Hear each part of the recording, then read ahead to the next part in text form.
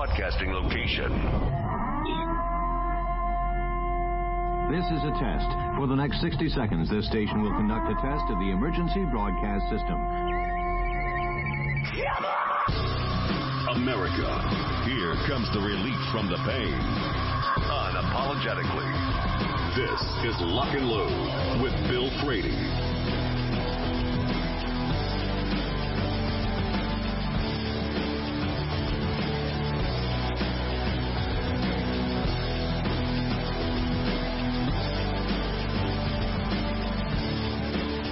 Good afternoon. This is Lock and Load.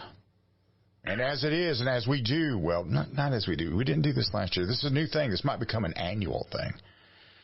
Yeah. Joining me now from Detroit, legally armed in Detroit, with part 3 of Ector the Director's Christmas Guide Primer, Christmas Gift Guide Primer, is himself Rick Ector. Was that even grammatically correct? Man, let me tell you, it does not matter. Okay. It is another great day here in the Motor City, or Motown, as some people affectionately refer to it. Right. And since I talked to you last on air, man, we've had some white stuff that's like out and about on the ground, man. It's mostly, you know, just a thin covering on the grass, man, but it's visible, and I detest it. You know, yeah, it's the holiday season, man, but look, I'm not ready. You detest the snow, Rick? Yeah, man, imagine that. A person in Michigan detesting snow. I mean, all roads lead to elsewhere, and yet I am still here. Yeah. You know, when you, like, are blessed, let me say that. When you are blessed with the gift of life, right? Right. And yes, you know, some of the things that go along with that, man, is as you made a life for yourself, you have family and, you know, just one day disappearing and sending everyone a postcard saying, hey, I moved, come see me in Florida, Arizona, or Texas. Yeah. That's just not the way to go, man. Sort of sounds like you've been thinking. You've been like sitting there with your hands clasped in front of you with a cup of coffee going. Every year, man, as I endure yet another winter, you know, I just wonder, why do I keep doing this to myself? Well, on the other hand, though, it's beginning to look a lot like Christmas where you're at, right? It is, man. Like I said, it's this light coating of snow on the grass. And, you know, as far as winters go, man, last year we had, you know, quite a few inches on the ground and ice. And I actually was getting quite a workout, you know, with the snow shovel throwing that white stuff, man. And, let me tell you, at my age, man, you start to feel that stuff after a while. And then, of course, you know, people are going to say things like, well, you should get a snowblower. Well, I don't have a huge sprawling estate, man. Just grab a shovel and get to it. You need to find some young, able-bodied men that need to make a little money on the side. And I'm glad you mentioned that, because let me tell you, if I was to, like, go back to, quite a few decades ago, man, before I graduated from high school, I used to love the winter, not only because of Christmas and the holidays and the good food and all that other stuff, but it was a great way for a young, able-bodied teen to actually look at the snow, run out the house, grab a shovel, and actually start making some cash, man, because there are people my age now who don't relish the opportunity of going out there to shovel. Right. So as a kid, man, I used to love it. Did you ever shovel snow for cash as a kid? Well, I live in South Carolina. I've cut grass for money. Oh, well, you know, like, consider the audience, man. Look, there's a whole part of this country that knows nothing about snow accumulation and shoveling. Well, we would have snow accumulation in the South. It's just that when we had it, it shut everything down for a week. Or 10 days, or if it was 5 or more inches and it took it forever, we didn't have snow plows back then. And I mean, it was done. It was done at that point. I loved it. I thought that was the greatest thing in the world, but I didn't get paid to shovel any. I got paid to play in it. Well, I didn't get paid. Man, let me tell you. I did that for free. you're bringing back memories, because back in the day, as we say, man, and I actually rhyme that, back in the day, as we say, you know, all the neighborhood kids would get together and we have on these big giant coats, man, and we go out to the park and we play football in the snow. Of course, since it's snow, you could actually play tackle, right? You got on these big heavy coats, right. So that served, you know, the purpose of, like, you know, football pads, and you didn't have to worry about hurting anybody because they were falling on the snow in the park. And, man, let me tell you, those days, I miss those days, man. Those were the good old days, weren't they? They were, man. As I, you know, in my old age now, man, you know, I know I'm only 56, man. Oh, no, not 56. Oh, God. Not 56. Let me tell you, man. Oh, man, I don't move around as good as I used to, but let me tell you, I am thankful for what I'm able to do still. See, that means you're still 55. Man, I'm 56. Have you turned 56, or are you almost 56? I'm 56. As of this past September 25th, man, I'm 56 years old, man. Okay, all right. And I'm one away from the varieties of Heinz barbecue sauce or whatever Heinz sauces 57. they have. Yeah, Heinz 57. So I'm one away. Maybe I could do something clever with their logo. The cool thing about my age, which I'm about to turn 63 in April. Okay. I get all the senior citizen discounts now. Well, I mean, you know what? Okay, you mentioned it, man. Like, give me your top 5 senior citizen discounts that you are, like, always itching to actually get. Like, give me the top 5 senior citizens discounts you take advantage of. Well, I mean, if I'm out and about and I'm looking for a protein meal, I go to Waffle House, which I think now you qualify for the senior citizen discount. But that's one. Every coffee shop I go to has them, so I use them a lot there, and that would be 5 or 6 of those.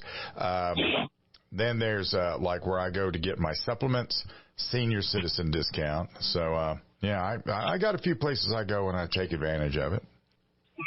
Okay, so, like, man, you know, well, I guess, I mean, I don't know if a guy like me can, you know, invite someone out for a meal, whether it's breakfast, lunch, or dinner. I wonder if you lose a certain amount of cachet when after the bill comes, you say, hey, can I get that senior citizen discount? Well, you know, here's the thing.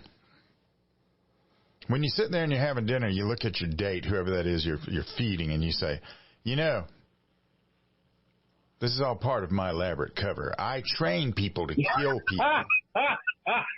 That's what Secret agent. Ector the director. Right. I didn't tell you what I was a director of. Yeah, I didn't tell you what I was a director of. I take a lot of nice ladies, and I put guns in their hands, and I teach them how to shoot people in the face. And but hey, with all of this wisdom comes a senior citizens discount. Right, man. Right. The best of all worlds. Yeah, and all that wisdom and accumulated experience, right? Yeah. Man, let me tell you, I wish I had listened more to what the seniors were saying when I was an adolescent. Isn't that the truth? Maybe it would have kept me from committing some of the blunders and the bonehead decisions I made, man. But, you can't tell. Yeah, we're coming up on the first break. But I'll tell you the problem with that. The part I hated admitting when I began to understand that, I hated admitting that they were right. Just got all over me.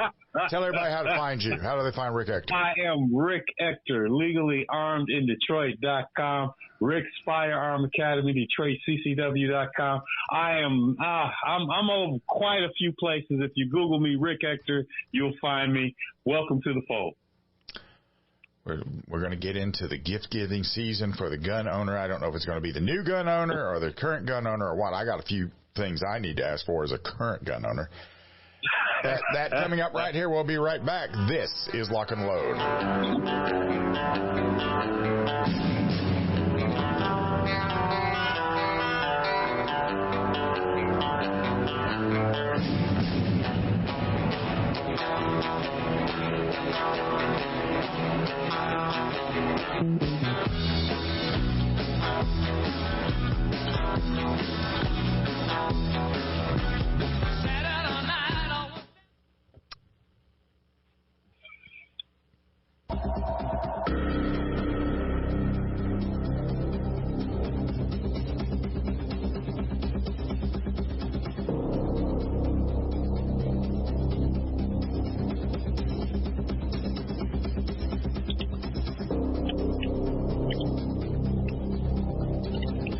And welcome back. This is Lock and Load. We're talking to Rick Ector, the director, and we're talking about Christmas gift giving to gun owners. What kind of gun owners are we giving gifts to right now?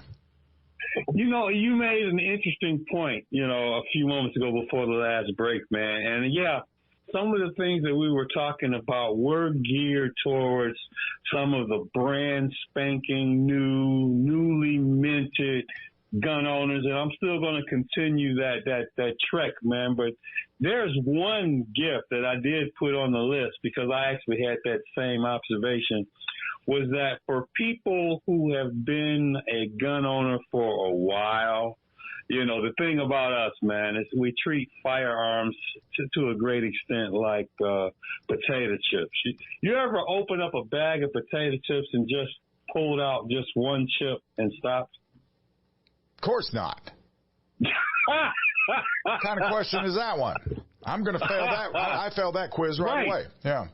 Right. Well, there's a saying in certain pockets of the gun community, man, that buying guns is like eating potato chips, man. You can't just stop at one. And I get it because, a lot of times people, when they make that decision to buy a gun, man, they don't really do their homework as well as they could have. And they, walk into a gun range, a gun shop, and maybe they, through the whole shopping process, they didn't necessarily consider all of the factors of the gun that they should get. And maybe they don't get the one that's best for them.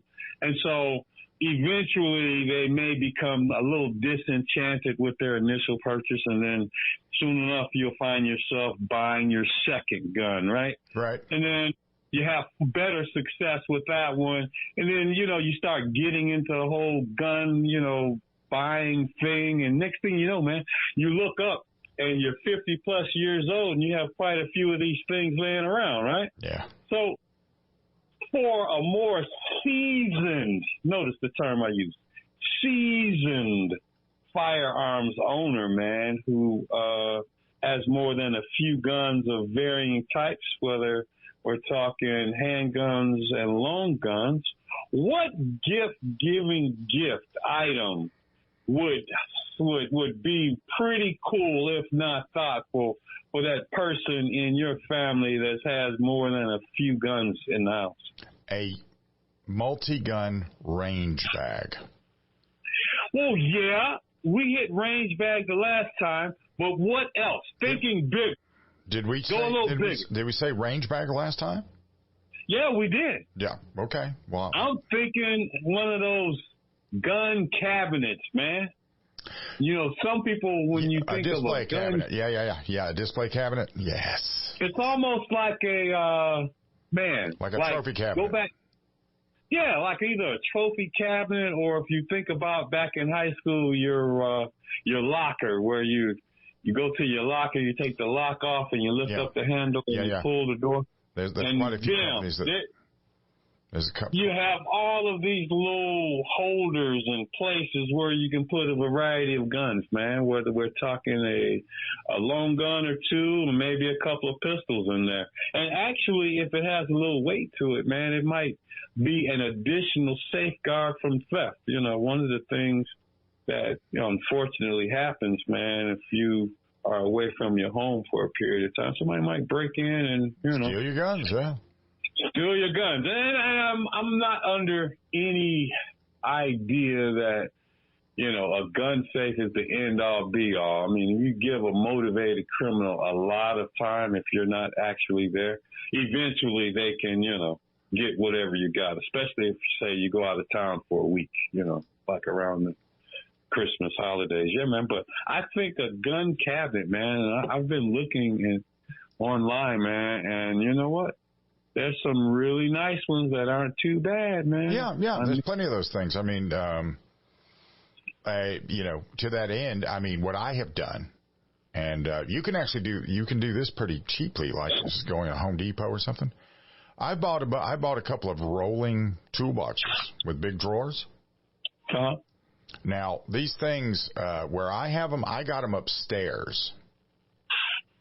So they're upstairs and they're full of stuff, and they probably weigh, the light one probably weighs 400 pounds. The heavy one probably weighs 700. If I lock that up, and they can roll it, but they have to roll it and get it down the stairs without killing themselves. You know what? The way the laws are made now, man. Someone can actually break into your home and like hurt themselves, like maybe cut themselves on glass or trip over a coaster that was left on the floor. And guess what they can do? Can they sue me for that? They can actually sue you for that. They can sue you for illegally being in your home and hurting themselves. Isn't that the most awful thing in the whole wide world? Oh, no, not that. Well, I mean, I'm sure they can sue me for that. I just don't know how successful they're going to be with that one. So tell me again what your case is. Yeah, I was breaking into this house, right, because it was Christmas time. Right. I needed to get my stuff, and I knew this guy had some TVs and some guns and everything, and I'm working on stealing all this stuff. And while I was there, I twisted my ankle. And now I'm never going to be able to run again, Your Honor. And for that, I need $5 million. Right. And I'm sure His Honor is going to look at that and go, let me back up a minute. You broke into this guy's house? Is that what you're telling me? Look, I will be the first to tell you that I'm not a lawyer, man, but I do know that they can actually sue you. And if, let's say, for example, they don't survive. That they don't survive and they pass on, their family can actually come after you. Well, I see that all the time. I see that in the news where, like, somebody was robbing a store, and I saw this just the other day at a Dollar General, and somebody at the shop shot and killed the bad guy who was robbing the store, and his family's all up in arms because that guy had permission to have a gun in the Dollar General. Wow. And they're all upset about that. Yeah, okay, yeah, he had to have that to get his money. It's okay to do that, to point a gun at another human being. It's okay to threaten them with their death, but if somebody takes you up on that, that's not good. So, yeah. Man. So, yes, the cabinet would probably save a lot of lives just because you wouldn't have idiots like that particular one going out there and then getting shot when he actually took a gun to a gunfight and somebody knew what they were doing with one. Tell everybody how to find you, please, sir. I am Rick Ector, legallyarmedindetroit.com, Rick's Firearm Academy of Detroit.com. My handle is Detroit CCW at a variety, dare I say, a plethora of social media sites, Facebook, Instagram, Twitter, YouTube, and yes, even IMDb. Which I don't have IMDb. Every time he does that, I just sit over here in a puddle of envy as IMDb. I've got my own IMDb. Bill, do you have IMDb? You never asked me that. But that's the unspoken thing, right? You don't ask me. We'll get back to it after break, but yeah, you are on IMDb. No, I'm not. Anyway, well, have you? Yeah, we'll get back to that after the break. Legally Armed in Detroit.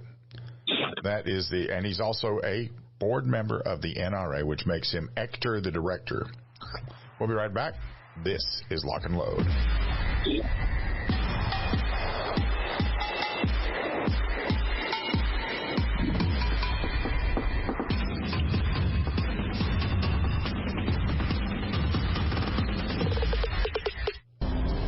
I've seen just about every corner of this country.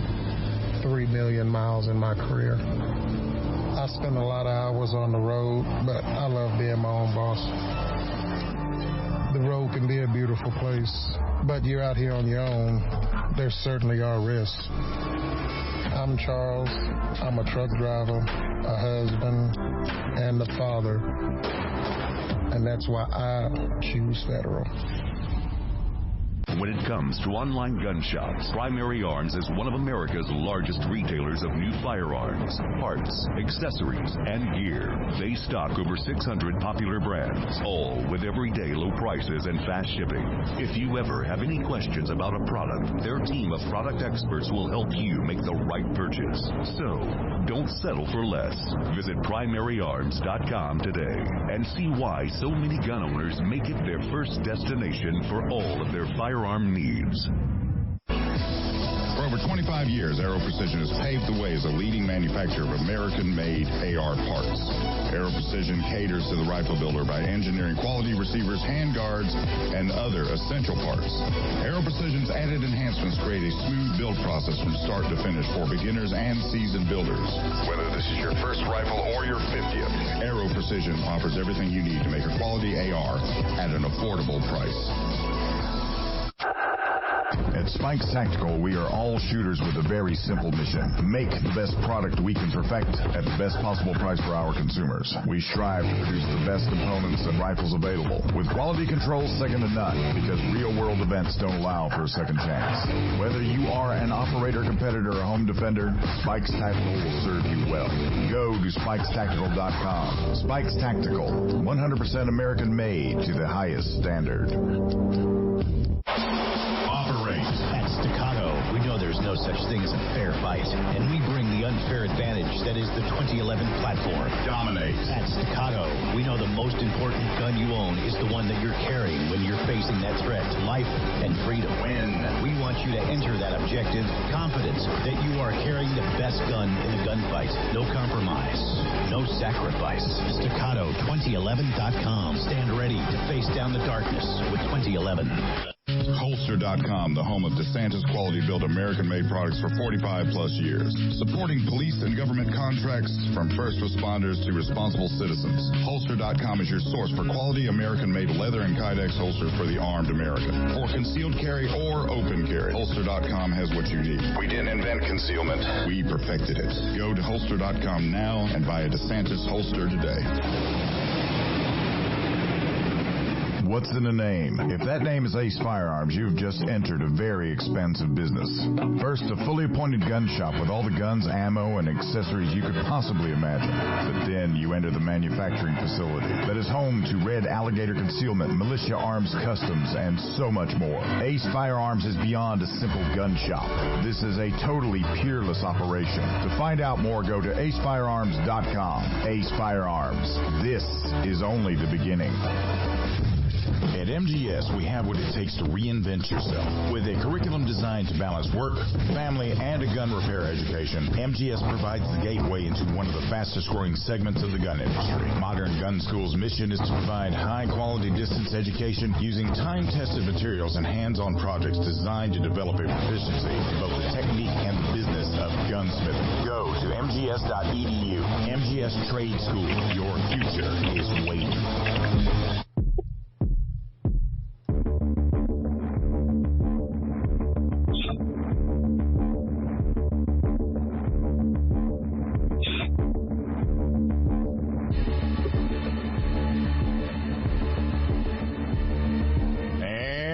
Welcome back. This is Lock and Load, talking to Rick Ector, the director. We're talking about Christmas gifts, and we sort of went off of the pathway there. Man, we do it all the time. But You know what? That's just a consequence of having a good rapport with your show host, man. That's all that is. And you know what? It's nothing in the world to be ashamed of. Well, I hope not. Hope not. I hope not. Let me say. Yes. Okay, next item on my list, man. Let's see. Of all the things that we talked about, man, maybe this one was implied, but we didn't explicitly state it, though, man. But I imagine that for even an experienced gun owner, or dare I say a brand new gun owner, one thing that you can definitely help them out with is with 1,000 rounds of their ammunition properly chambered in their caliber, man. Because I'll tell you, when I do a training class or consultation, like I did a consultation with a woman last weekend, and I helped her pick out the best gun for her, man. And when we started throwing all this stuff on the counter, the gun, eyes, ears, man, her enthusiasm to keep buying accessories was waning, man. Yeah. And ammunition was one of those things that was, it was still kind of pricey. You figure, you throw a box of 50, for practice in the bag, and then you throw a box of 20 defensive rounds. You know, those defensive rounds are a little more pricey than the practice rounds. Yep. Yeah, it becomes a little expensive. So this is what I'm thinking. I'm thinking for that new gun owner, or even if you're an experienced one, I can't think of anyone who would not be overjoyed and thrilled if someone gave you 1,000 rounds of ammunition chambered for your firearm. I would, and here's what I would say for those of you buying these guns where you're now thinking to yourself, maybe somebody will give me 1,000 rounds. You got a better chance of doing it if you buy a 9mm. If you get out there and buy if you buy a 40 cal, if you buy a 45 ACP, if you buy a 357 SIG, a 10mm, any of those 1,000 rounds of that is significantly more expensive than 1,000 rounds of 9mm. Man, that's another handgun buying consideration. Like, hey, if you buy a 9mm gun, the odds of someone buying you 9mm ammo is significantly greater than if you had a 45 cal. Yeah. And if somebody buys you that, but it would be easier though, because if they had a 45 and somebody gave them 1,000 rounds of 9, they could just go trade that on a 9. Yeah. And one of the cool things about like right now, man, we still have a little bit of lead time before Christmas actually registers on the calendar. It's plenty of time to jump on those interwebs on the internet, fire up your browser, and see if you can get a bulk ammo deal from a variety of sites that are out there that sells ammo. Hey, do you have any ammo suppliers as a sponsor? I have Federal Premium. Okay. They sell 9mm? Oh, yeah. They sell some really good 9mm, good practice round, 124 grain, full metal jacket. It's, the white box is not that expensive. I think you can get 1,000 rounds for less than $300. There you go, ladies and gentlemen. Go to Federal's website and buy 1,000 rounds of their 9mm or whatever caliber of ammo that you need to give to your friends and families for Christmas. And tell them Bill Frady from Lock and Load sent you. Yeah, definitely tell them that. That would be most helpful. Man, if you had a special phrase or a password or something. I don't think I have one. I don't think I do have You never done any advertising deals with them and say, hey, go buy some ammo from Federal and use this code? Like code lock and load on the problem with a company like Federal is they have so many distributors. They probably sell more ammo to distributors than they do direct. So you probably help me out here, man. Can you buy ammo directly from Federal as an individual person? I don't know. I'm sorry. I don't know. No, man, look, let me tell you, I appreciate people who, when they don't know the answer to something, that they just tell you they don't know. You know why I appreciate that? Yeah. There's a chance that I might run off with the information I was given and then be embarrassed later. So, yeah. Let me tell you, there is no shame in not knowing something because we're all ignorant of something. Yeah. Okay. Next item on the list, man, and this is germane to your relative location wherever you may be. Right. There should be, and, depending on what part of the country you're in, a considerable number of gun ranges in the area, hopefully. Mm-hmm.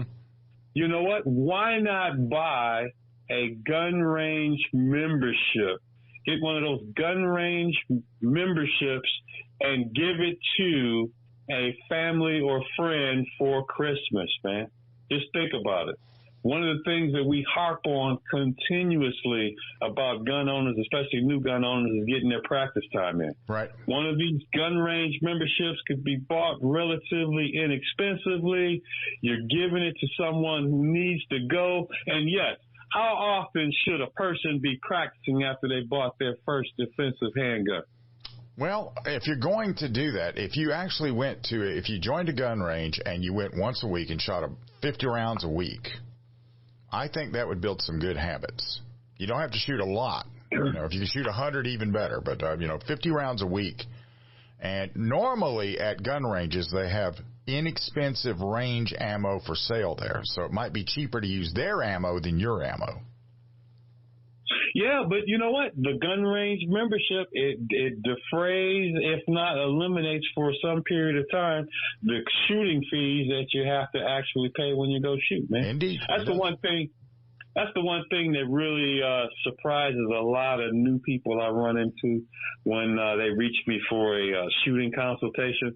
You know, they already, you know, whatever fee I gave for me to like teach them and give them some coaching. But yeah, you actually have to pay the gun range to be there. So yeah, if someone had a gun range membership, then yeah, they wouldn't have to worry about that part of the expenditure. Right. Oh, and let's see what else is on this list. Man, let me tell you, if by chance there are firearms instructors operating in your area, I'm sure that there's at least a few of them that have their own internal gift certificate program. So if you have someone in your life, in your family, who's interested and they live in a state in which they have to get a concealed pistol license, or if they want some training, there might be a gift certificate program where you could buy a person's concealed carry class or firearm safety class and give it to them as a gift certificate. Yeah. Yeah. That is a thought. I have seen that starting to happen. I have seen that starting to happen now. You know, actually, I do it, and I've been doing it for a number of years, man, and I'll tell you, a lot of people take me up on it. Of course, one thing that I do, you know, employ when I use that is that since it's in the future, like, say, we're, like, almost into December, right? You know, and this is for next year because it's a Christmas gift. I'll discount it a little bit, man. And so put it out there. You know, the only thing I have to worry about is I have to like be able to track it and be able to keep, you know, a good firm control over the information. You know, this person bought this for that person and, you know, give them a liberal amount of time to redeem it. Yeah. But those gift certificates, man, they're always appreciated. Very good. Very good. We're coming up on the last break. Tell everybody how to find you right quick. I am Rick Ector, RICKECTOR. You can find me at Rick's Firearm Academy of Detroit or at Legally Armed in Detroit. My handle is Detroit CCW on the social webs, whether that's Facebook, Instagram, Twitter, YouTube, and IMDb. There you go. We'll be right back. This is Lock and Load.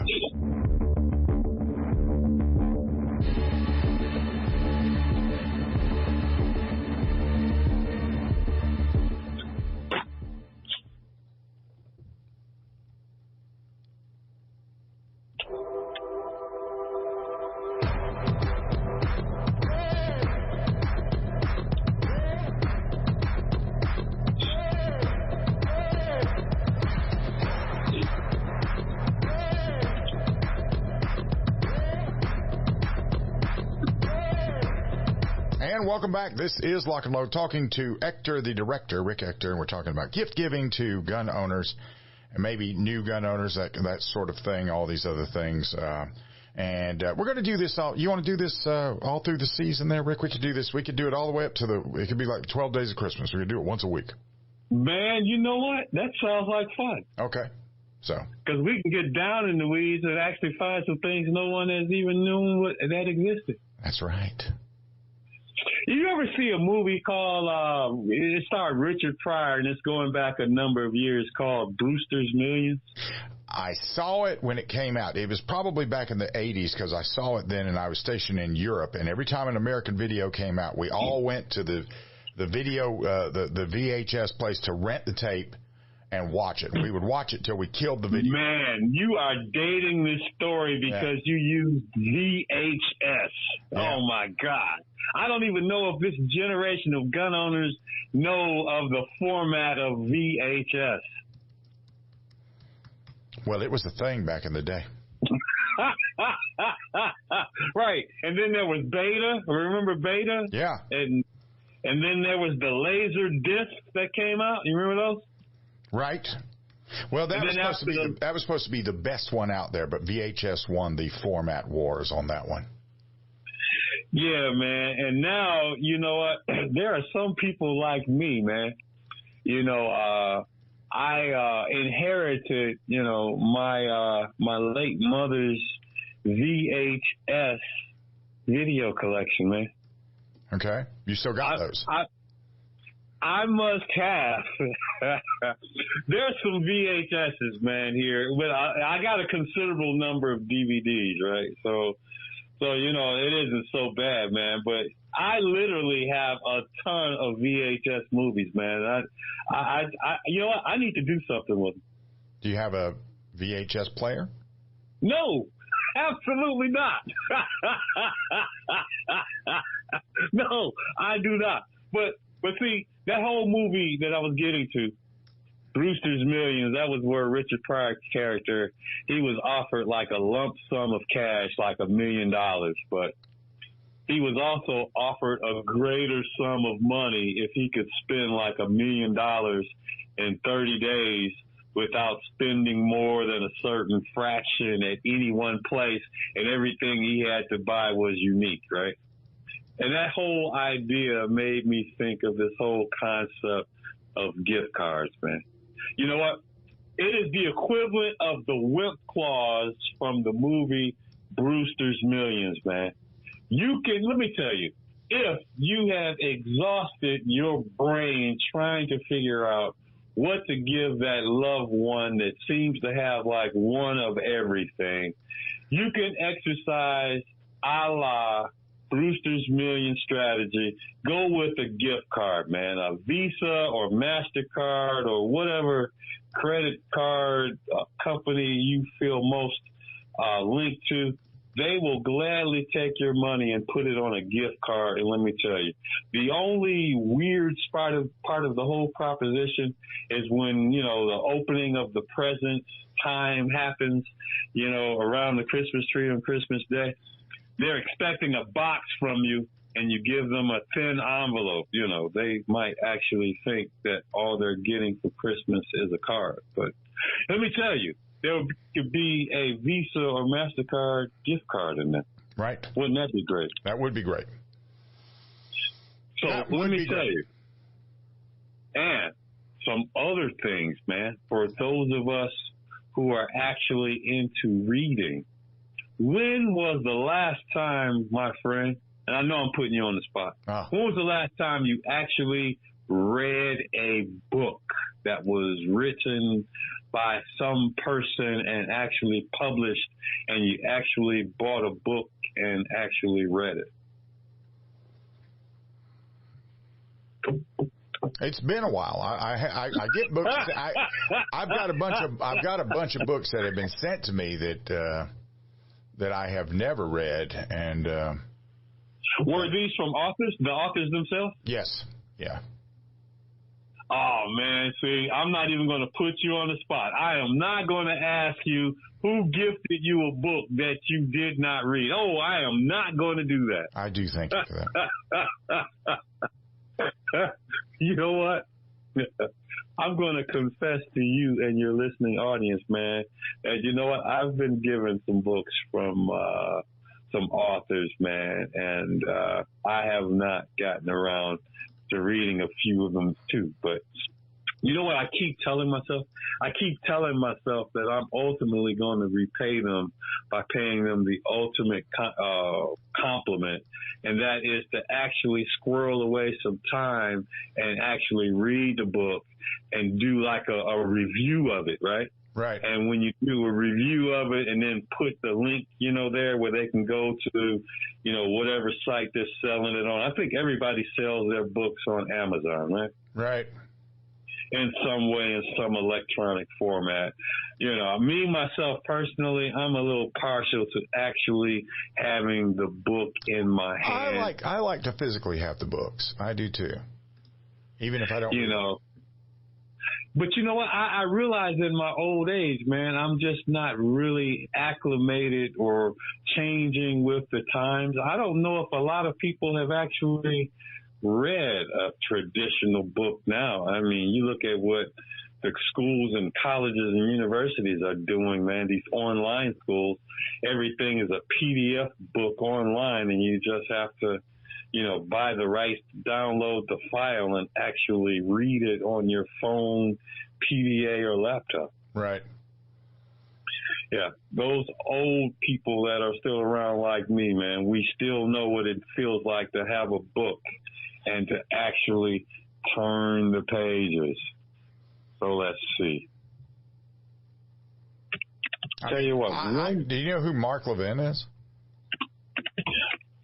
Have I heard of his name? Sounds familiar. I don't know if I've met him. He's a big radio guy. He's in like the top 5 nationwide. He sent us, he's at my radio station, he sent me and the other 2 daytime hosts copies of his book. And I've got it here, and I should be reading it, but I have not done that.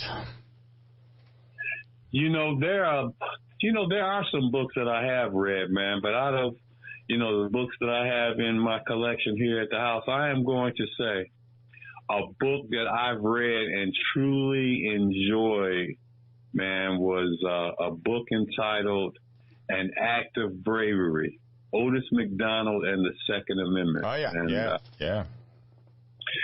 I am one of my, fond experiences, man, is I actually got to meet him. And really nice guy, cool guy. And, man, he always had a smile on his face, man. And, you know what? I'm really appreciative of what he, in his case, did for the Second Amendment. He had that huge court case, man. And as you know, a lot of us are still reaping the benefits of that case now. Yep. But it set him back. It was one of those things that set him back. It was one of those big 4 right now. Big 3, 4? Big 3. And I know this next book, man, it's